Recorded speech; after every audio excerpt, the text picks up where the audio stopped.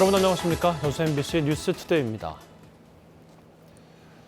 전남도가 적조 방제를 위해 4억 5천만 원의 예산을 추가 지원합니다.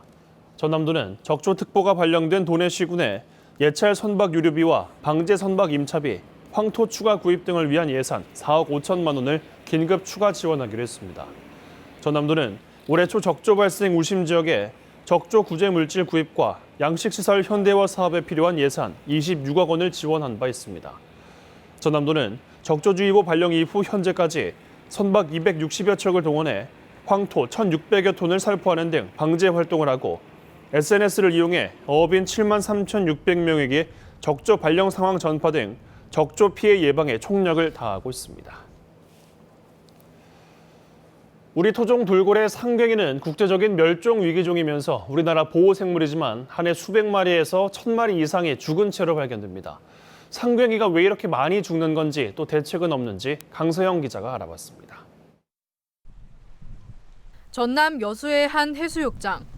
지난 10일 이곳에서 상괭이 사체가 또 발견됐습니다. 올해 여수에서 발견된 것만 벌써 4마리째. 지난 5년간 신고된 상괭이 사체는 5,300여 마리로 2011년 파악된 전체 개체수의 3분의 1에 달합니다. 우리나라 서남해에 주로 서식하는 토종돌고래 상괭이는 국제 멸종 위기종입니다. 지난 2004년부터 7년간 서해 상괭이 개체수가 절반 넘게 줄어든 것으로 확인되면서 우리나라에서도 해양 보호생물로 지정됐습니다. 그런데도 해변가나 어민들 그물에서는 상괭이가 수시로 죽은 채 발견됩니다. 조업 중 발견된 사체를 신고하지 않고 바다에 버리는 경우도 많아 집계되지 않은 사체는 더 많을 것으로 추정됩니다. 우리 말고도 어민들 입장에서 많이 볼 건데 신고가 많이 되지 않아요. 신고를 하게 되면 또 시간적인 걸 많이 소요됩니다. 해경에 져서 굶어야 되지. 국립수산과학원은 상괭이가 죽는 원인 중 하나로 혼획을 꼽습니다. 고래류인 상괭이는 수면으로 올라와 숨을 쉬어야 하는데 물고기와 함께 어구에 걸리면서 수면으로 올라오지 못해 질식사하는 겁니다. 이 때문에 어획량엔 큰 영향을 주지 않으면서 상괭이가 빠져나올 수 있게 만든 어구가 개발 중이지만 실제 어업 현장에 적용하기까진 상당한 시일이 걸릴 것으로 예상됩니다. 미국이나 캐나다 같은 이런 나라들에서는 고래가 안 죽도록 이 방법을 적용해서 고기를 잡으시오라고 명령을 내리기가 쉬운데요. 대한민국 같은 경우는 어업인들이 바로 어획량이 줄어들면은 그걸 다 보상을 해내라. 이런 식의 접근이 우리 곁에서 점차 자취를 감추고 있는 토종돌고래 상괭이. 상괭이 보호에 대해 우리 사회에 관심이 모아져야 한다는 목소리가 커지고 있습니다. MBC 뉴스 강소영입니다. 여수시가 미세먼지 저감을 위해 민간 차원의 다양한 방제 시설 설치를 지원합니다. 여수시는 다음 달까지 소규모 영세 사업장 14군데를 선정해 노후 방제 시설 교체 비용으로 올해 안에 1,000만 원에서 최고 3억 원의 비용을 지원하기로 했습니다. 또 노후 경유차와 건설 기계 등에 대해서도 각각 54대와 30대 분에 대해 매연과 질소 산화물 저감 장치나 엔진 교체 비용 등을 지원할 방침입니다. 농작물과 산림에 피해를 주는 돌발 해충의 발생 면적이 크게 줄어든 것으로 나타났습니다. 농촌진흥청은 최근 산림청과 합동 조사를 진행한 결과 여름 꽃매미와 갈색 날개 매미 등 여름철 돌발 해충의 발생 면적이 지난해보다 26.3% 감소한 25,600여 헥타르로 집계됐다고 밝혔습니다. 농촌진흥청은 7월까지의 평균 기온이 작년에 비해 1도가량 낮아 돌발 해충의 부화율이 감소하면서 발생 면적도 줄어든 것으로 분석했습니다.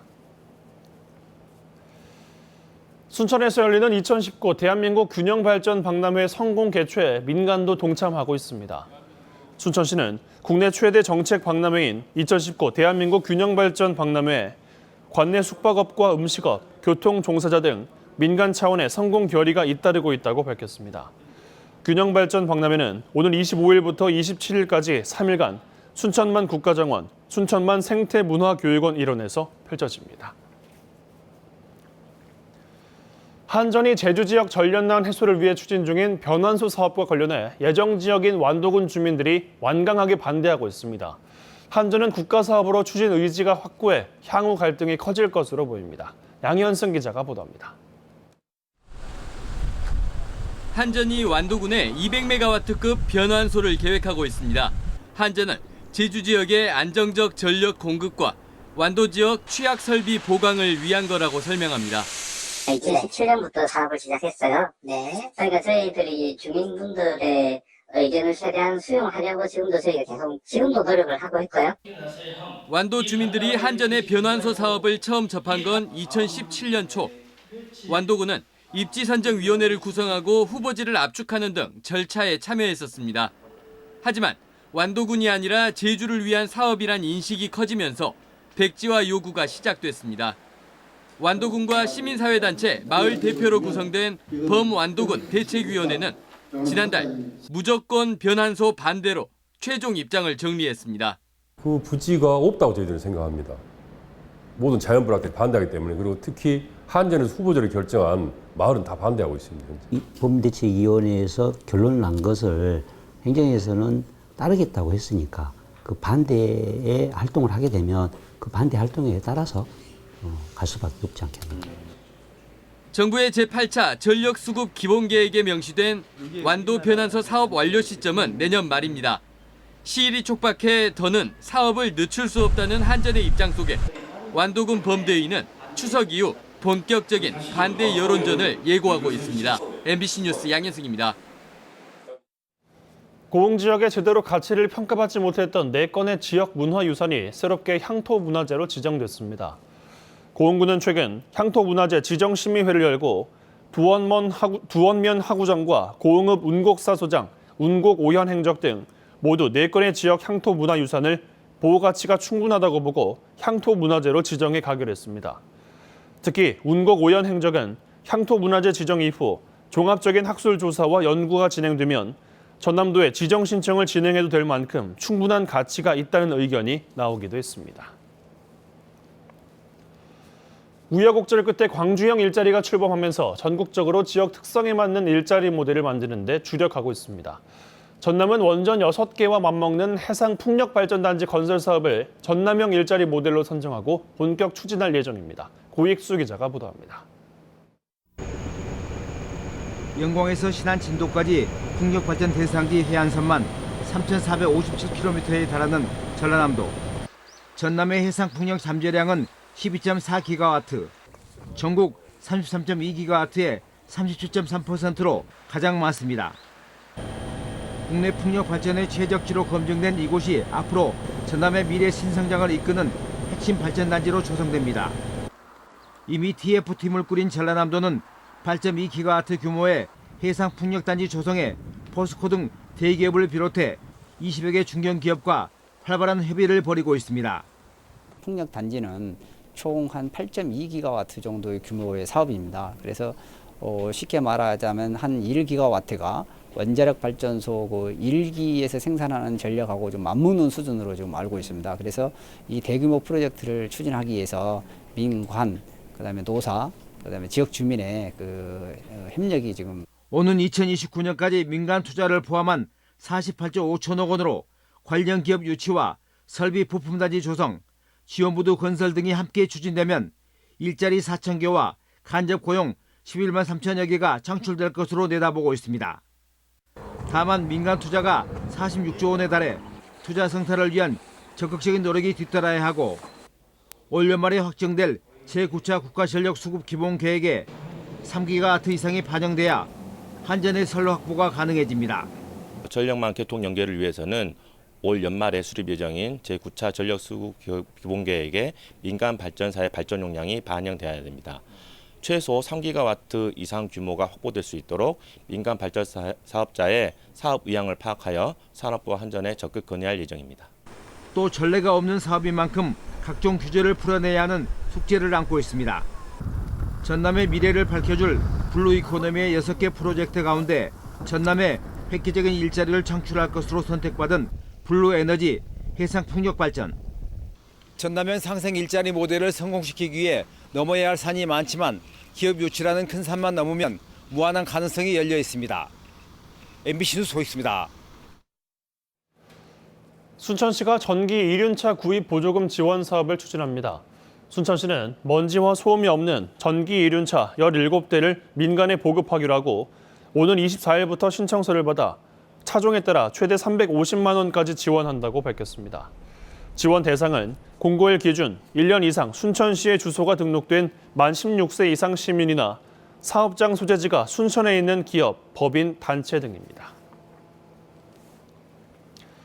올해로 22회째를 맞는 여수 마칭 페스티벌이 오는 20일부터 이틀간 학동 사거리와 이순신 광장 등에서 열립니다.